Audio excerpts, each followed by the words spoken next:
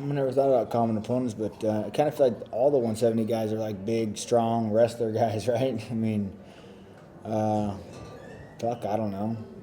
I'm excited. I love fighting. Really don't care about the who. So I'm sure Kevin's trained really hard, and he's excited to get out there and fight me. But yeah, he's probably going to wrestle, and I think he trains with the same guys as Dos Anjos, so I'm sure they're thinking that they're just going to jump on me early and have the same thing like the RDA did. So it's probably their game plan.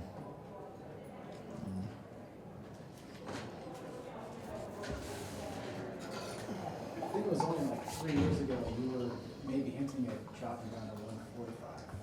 It was around the time you fought and how close were you really to making that cut? And looking back on it now, can you really imagine trying to do that, especially since you're having so much success at 170? Oh man, if the money's right, I damn sure would make it 45, no problem. It would suck, but here I am today. I think this morning I was 176, 177 pounds, eating whatever I want. So it's nice to it's nice to fight up and heavy, right? For sure. Yeah, I don't know. I'm trying to fight on December 30th now too. So finding an opponent short notice would be tricky. So maybe I'll go up to 185 and see if we can find somebody. We'll see. I don't fucking know. You're already talking to the UFC about the New Year's show? Yeah, sure. Why not? Of course. What does Dana say about that? He says I'm crazy. Get through this one first, then we'll talk, kid. So, what I really want to do is, I think would make the most sense is Demian Maia. See if Demian will be ready to fight December 30th. I think that'd make sense for sure. He's up there kicking ass, so that's who I want to fight. What about Maia makes sense to you? Oh no, he's just probably the guy to fight next for the title, right? I mean, he's crushing everybody. I feel like a lot of those people get scared of people when they're good. I like it, so bring that shit on. Yeah. Plus, I think he just got this fight quick. He's probably, I don't know what he's doing, but hopefully he'll hear this interview and be like, yeah, it's a good idea, Cowboy. I'll fight you December 30th. Going to fight Lawler someday? The fans Yeah, are real excited about that. I was super excited too. Lawler's a great friend of mine. My girlfriend says her favorite fighter, so I was sucked. But yeah, I mean, Lawler and I are buds, So he called me before all that happened. Said, "Hey, Cowboy, I'm not in the right headspace to fight you, man. So I got to pull out." I was like, "All right, brother, whatever." So it'd been fun. I was looking forward to it. We were gonna throw down. I promise you that. That'd have been hell yeah. You're a guy that says no anytime, anywhere. How do you feel that about Lawler? Because basically it wasn't anytime, anywhere for him. Right. For that fight. How's that work as a fighter? I don't know mentally what was going on with Lawler. He's not really a guy that like backs out of fights. He's not really. He's like a tough dude. So, what I think might have happened is maybe he got rocked during sparring. Maybe his head wasn't healed all the way up yet. Maybe it just wasn't enough time. Those are just things I'm making up. I don't really know what was going on in his mindset, but I respect the shit out of the dude. He's still a friend of mine, and I have more respect for him calling me and letting me know before. He's like, I got to tell you first before I tell anybody, and so yeah, but a piece of me died. That would have been a hell of a fight. I was pumped about it. But yeah, it sucks. I'd love to take that. Oh well. Back to that Maya idea, how much of that stems from the fact that he beat your teammate, Carlos? Oh, zero. I don't give a shit. Carlos and me are two different guys, Sucks he lost to him, But yeah, I just think he's really who would be next, I mean, the Woodley and Wonder Boy, they wouldn't be ready to turn around and fight whatever it is 6 weeks later. But I just think Maia's had some. When was that fight? Couple August, right? So he's had plenty of time. I mean, maybe if we get the word on his ass now, he might start running a little bit and be ready to take the fight. As a fighter, like big paydays, how do you feel about? Do you think it's unfortunate GSP wasn't able to come to terms with the UFC? Is that what happened? I don't even know. I've been too busy watching this Hillary getting indicted shit to watch the UFC. But fuck, I don't know yet. He can't figure out the money. Is that what you're asking me? I didn't even know. That's what it seems like. Oh shit, I'm sure. I'm sure he wants a lot, and they're not. Is GSP a fight you would like? Fuck yeah, why not? Not even, and that's what I wish people understood across the board on, as far as I think, like they think Connor's like, that's the money fight for you. Fuck no, it's not. I get paid the same amount of money to fight Kevin as I get paid to fight GSP as I get paid to, you know what I mean? It's all the same, unless you're a title holder. Once you have the belt, then the money, you get the pay-per-view royalties, but other than that, you get paid the same. So, but I'd love to fight GSP just because that's someone I grew up watching. I've trained with him. Yeah, it'd be fun as shit. So for you, if you did fight Connor, you'd want to do it if Connor gets the belt? No, I'd like fight that. that fucking dude anywhere. Yeah, it don't matter. I don't care. You feel like that's fair, though, that you get paid the same to fight Gastelum as you would to fight like that? I mean, do you feel like you've earned a little more respect now with the fan base you have? Yeah, man, I just read my contract and I'm in a good spot right now. I'm happy with it. Probably not nearly as happy as I'd be making Connor's money. Absolutely not. But I'm happy. I just want to keep fighting.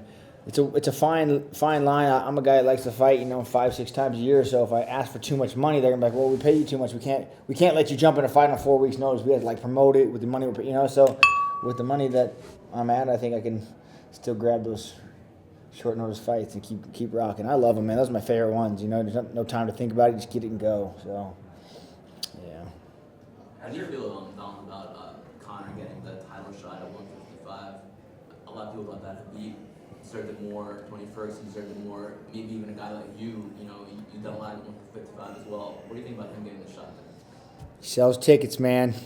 At the end of the game, that's what this is all about, right? Some bitch sells tickets. So putting him against Eddie in New York, man, it's a big draw, big moneymaker. I see. From the fighter side, it sucks, but from the UFC side, I see why they're doing it, man. The dude brings. New York's here's a giant, draw for Conor in the Irish community in New York, So why not? Yeah, shit, dude puts asses in seats, man. I'll give it to him. He does. He's great at it. So hey, fucking bring it on. Yeah. Do you think you can beat Eddie? I don't know. If I was Eddie, I would go in there, touch gloves, shoot a takedown, and fucking try and exploit his ground game. But Conor does a real good job of talking and getting people so upset and frustrated that they just want to stand and take his fucking head off, So it depends how Eddie approaches it. I don't know. I would touch gloves, shoot right in, take him down, submit his ass. That would be my game plan. Who would you put your money on? Conor or Eddie? I'm going with Eddie because hopefully then I can fucking go fight his ass. So we'll see. Does the idea of a belt mean more to you than it used to? You talked so long about No, the belts. fucking belt. It still means Still I just don't care? I just want to fight, man. I love fighting. Being the overall champion maybe at the end of my legacy would be cool to say, I fucking did it. Someday I'll just win by default, I think. Just who knows? Who do you think will win in that third fight between Nate and Conor? Well, I keep betting against the guy and he keeps proving me wrong, so I don't know. He did real good. He tired. His gas tank was good in that last fight. I don't know. I'm not good at calling fights, man, so I'm gonna let that one just be what it is.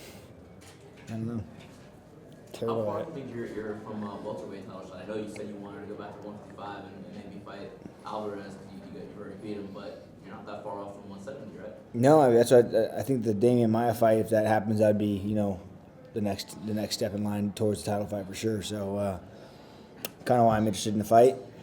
Who knows? Yeah.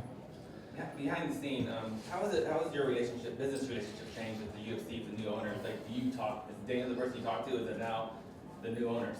Am I speaking? I'm speaking to Ari's right hand man. If that's what you're asking. Yeah, I talked to them. I talked to Dana too. Dana and I I'd like to say are friends. I don't know how much of that friend is because I make Dana money. Well, I guess we'll see one day when I'm old. Is Dana your friend? Yeah, I don't know if I'd invite him to my birthday party, but yeah, we call, we talk, we bullshit. So for sure, especially when his Patriots are getting their asses whipped, I call him. Even before the buyout, you were actually in LA, I think, around UFC 199. You were filming it. It's Always Sunny in Right. Philadelphia. Since the buyout, have you noticed have you been receiving more interest from entertainment companies in Hollywood? I'm doing this movie right now, but that had nothing to do with other than dumb luck. Me sitting next to the to the guy producing the show. So on Air Flight, but no, I haven't seen any extended interest. I don't know. It'd be cool. Why not? I think a lot of us would like to be actors. It'd be fun. Except for I can't really act. I think stuntman, blowing shit up, flipping cars more my speed. So we'll You're a see. guy that's really established your brand, and there's not a lot of fighters that have done that. How would you really recommend advice that you give to your peers as they need to distinguish themselves more and more? It's tough, man. It's really, really tough, especially with so many fighters and so many young kids coming up in the sport. Yeah, you kind of just gotta find your niche and find your brand, right, and then just kind of stick with it. I don't know what good advice. I really don't have any good advice at all, and that's the problem with all these pictures and posts and stupid things I say out of my mouth. People always get so upset with me, and I'm like, look, man, I'm just a fucking hillbilly that's good at fighting, and you all like follow me, and I'm voting for Trump, and then all of a sudden I have all these people with their political views against me, and like, hey, man, that's just what I believe in. I'm a fucking gun-toting cowboy, and born and raised Republican, and now I say one thing and people are so against me on the other. It's crazy what like being good in the UFC does as far as like you said, what advice do I have for even like role models or up and coming fighters? Like, fuck, I don't have anything. I don't have any good advice, man, to be honest with you. Just it's a long way to the top if you want to rock and roll. I know that. And it's not even about getting to the UFC, it's fucking staying there, because I see guys that work their asses off to get there, and then they like get lazy, and then they just like get cut, and then that was like their dream, like 2 fights in UFC and they're happy. Fuck, y'all don't want to like make money? Like, what the fuck's wrong with you guys? So I don't know. You mentioned Trump. You just shared a picture recently where you're with Yeah. him. Can you talk about that and how that all came about and what? No, I mean, I was out hunting, and Tim Kennedy called me and said, hey, the Secret Service and Donald Trump want to meet us. We need to clear you on a background check. I said, oh, fuck, all right. So I said him all this stuff, and I said, all right, you're kind of good, but I vouch for you. And I said, all right, fuck yeah. Does that mean you get on airplanes quicker now? No, I'm TSA pre-check though. Yeah, I got that already taken care of. But no, so we went down to the rally, and we got there and got a bullshit with him and talk with him, and yeah, it was cool. It was cool. What was it like backstage, having that kind of access? That was crazy. It was wild. It was fun. It was cool just talking to Trump, you know. He was talking about the UFC, and he sat down with Lorenzo and Frank, and I'm sure they made a nice little donation to his rally. But yeah, it was cool. It was cool to talk to him, hearing his views and his points, and he's not just like a racist bigot, you know, like other people think, like, oh, he wants to build a wall and scam the Mexicans out of here. Like, no, he doesn't. Like, just listen. Like, I understand that's what your aunt's telling you when she's drinking wine on Saturday night, but that's not really what's happening, you know? And when you have to look, I mean, just talking politics is crazy, but when we have two options, we got to go, do we go with the indicted girl who's full of shit, or do we go for the wild Conor McGregor, Trump? So it's kind of like, who do we go with? But I don't know. Fuck, who knows? Politics. Have you voted yet? Yeah, I voted. Absolutely. And that's another thing that pisses me off the most. Like, you can't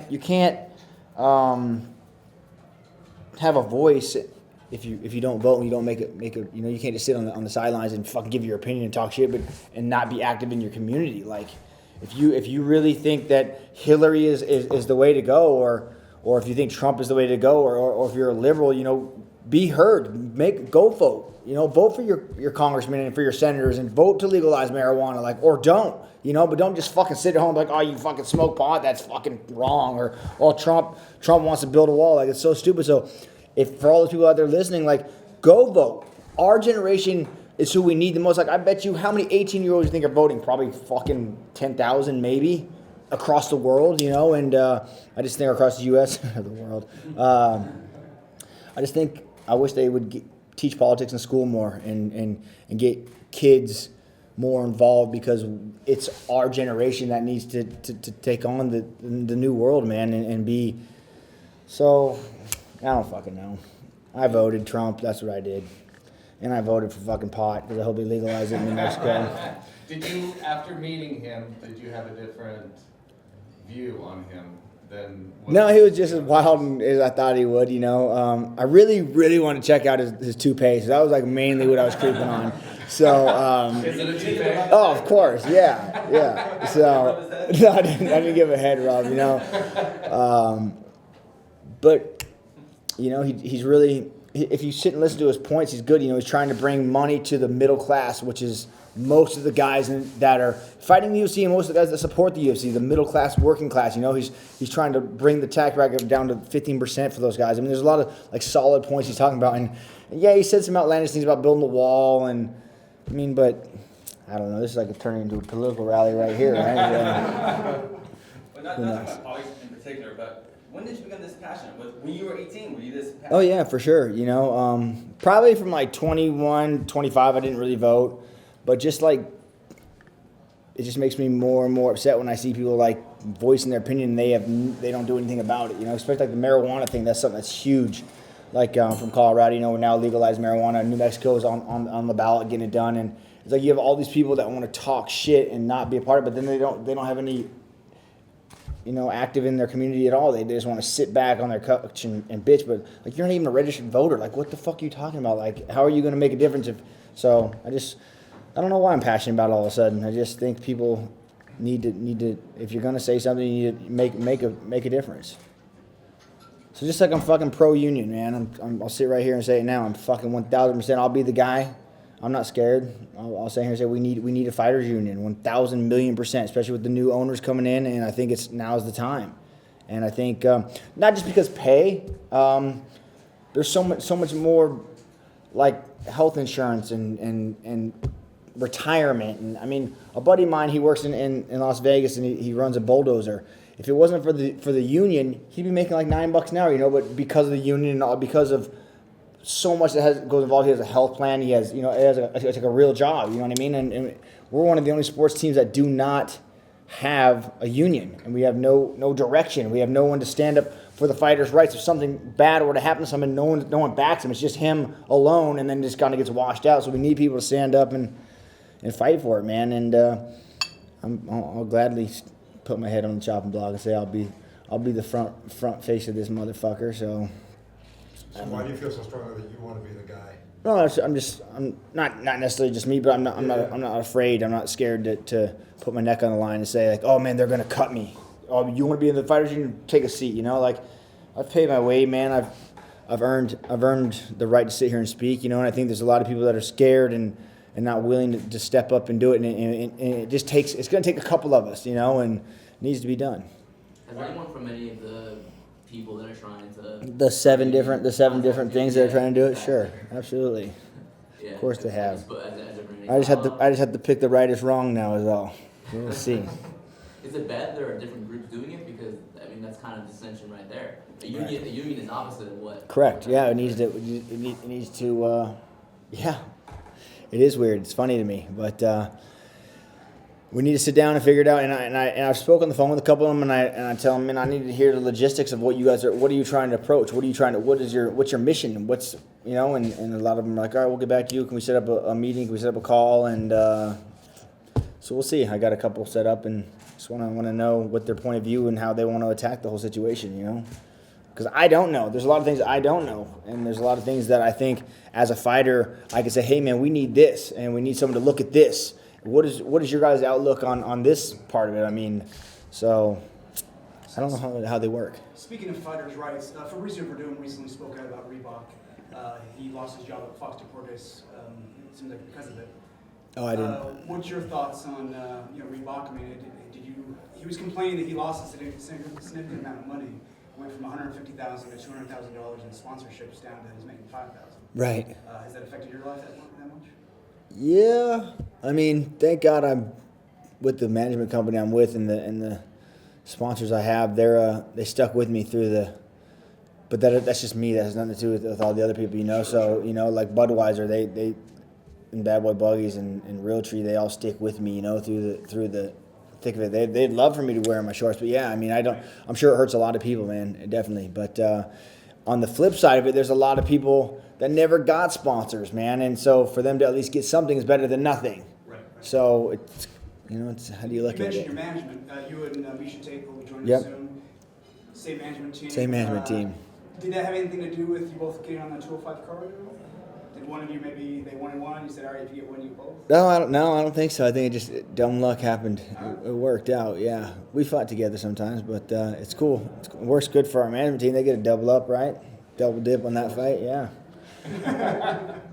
Does fighting in New York have any special meaning to you at all? Fighting in the Garden was just something fucking cool, man. Be something that everyone wanted to do, you know, but not really any more special meaning on it. New York's so fast paced and crazy. When I was just out there when we had to go out there for the media thing, it was woof. 3 days there, I was like, holy shit. I thought 3 hard days in Vegas was rough, man. Just 3 regular days in New York, I was like, holy shit. So, yeah, it was wild. But I don't know. Aside from the press conference, have you been to the Garden for other events? Never been to the Garden. Never stepped foot in there ever. No, I've been in New York several times, but never seen a sporting event at the Garden. So obviously it's a big deal to be fighting on this card. It's the Yeah. best card in New York. But beyond this card, how often would you like to fight New York, given that there will be a significantly higher tax rate? It is a significantly higher tax rate, big time. Just renting extra rooms for all my coaches was a couple grand. I was like, God damn, can we stay outside the city? So I don't know. We'll have to see. You know, fighting in Canada, the same thing, man. I don't like fighting out there just because how bad they gouge you as well. But shit, I don't know. All We'll the see. medicals are more expensive too, right? Yeah, you know, everything. There's a long list of medicals, like different ones you had to do for this. Yeah, I'm sure all the fighters had to do the same. So I can't just bitch by myself. But yeah, it's crazy. Is there a specific number or a roundabout number of the difference between, say, fighting in California pay-wise versus fighting in New York? Just taxes wise, yeah. I mean, I don't know what California is, but like Vegas, yeah. Well, Vegas is none. They don't take anything, right? There's no state tax. Texas, no state tax. So New York, I'm not sure what the state tax is in New York, but I'm sure they'll crop it out of your check, and there you go. And how about as far as the commission? As far as is there extra testing required for New York that isn't required? That just costs. We had to get an EKG. I think a MRI or a CAT scan. I don't remember which one it was. Same blood work, same physical. There's a couple other tests that we had to get. Yeah. But it's all in the. As much as it sucks, and as much as everyone wants to bitch and say it costs them money, but it's really in the safety of you. Like, go get your MRI and your MRA. Like, what if we wouldn't? And something was wrong. You know, it'd be nice to be like, oh well, fuck, you have something wrong in your head. Like, oh, that's good to know. You know, right? I don't know. It's kind of for our own safety. I don't know what the EKG does, but I don't know. Or the blood work. Blood work, make sure my girl's not cheating on me. She won't be watching. She won't be watching that. So you've actually fought 3 guys on the 205 card before. You fought Eddie, you fought Jim Miller, and you fought Jeremy Stevens. Yeah. Obviously, those guys aren't all at 155 at this point, but who really gave you the toughest fight out of those 3, and what do you remember about those guys? Let's see. Eddie and Jeremy and who else? Jim Miller. Ooh, Miller's fighting on the 205 card? Fuck yeah. Man, I don't know. It's a good question. I don't know. I don't have a solid answer for that. They're all individually like different, you know? I don't know. It's cool Miller's fighting, no. When you go back in your brain, do you remember those fights, or is everything just kind It's a fucking big blur, man. Oh, yeah. Huge blur. I couldn't even tell you.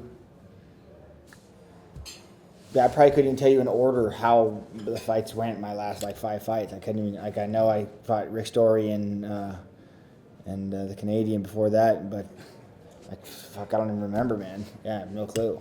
It's so bad. Does that ever worry you in terms of? No, not like too many punches to the head worry me. I just like don't remember.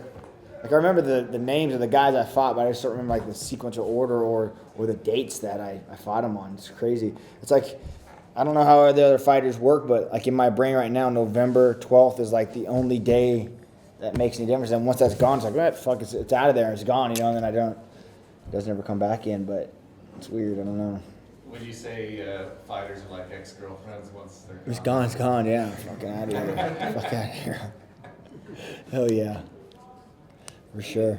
No. Is your whole training camp pretty much now at the ranch? Do you really? It has been. This one, yeah, we brought a lot of guys in on this one, man. I got guys from Australia and a guy from Canada, Brazil, Portland, Texas, Philly. I think there's like 12 or 15 we have there from all over the world. So there's really no reason to go anywhere else. Greg comes up to the house, so it's cool, and so we get everything you need right there.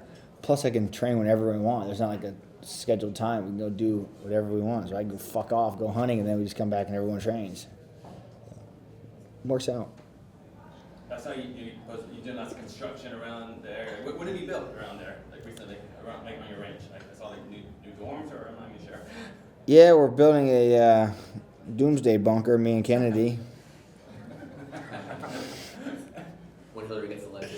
Yeah, and they try and they fucking take my guns. God, what an uproar that would be. Oh. Who gets the top bunk bed in that bunk? Oh, I don't. Tim's just helping me build it. But I would definitely, if shit was going down. Well, my plan is really, if like a doomsday event did happen, I would just take over a Walmart. I'd get like 4 or 5 of my guys. We'd close down a Walmart and I would just take it over. So I think you could probably survive there. You could camp right there in Walmart. Video games, generators, propane, food. You just eat all the perishable items quick, but be all right. That's the most American way to celebrate Doomsday. Yeah, just be at Walmart. Be at Walmart.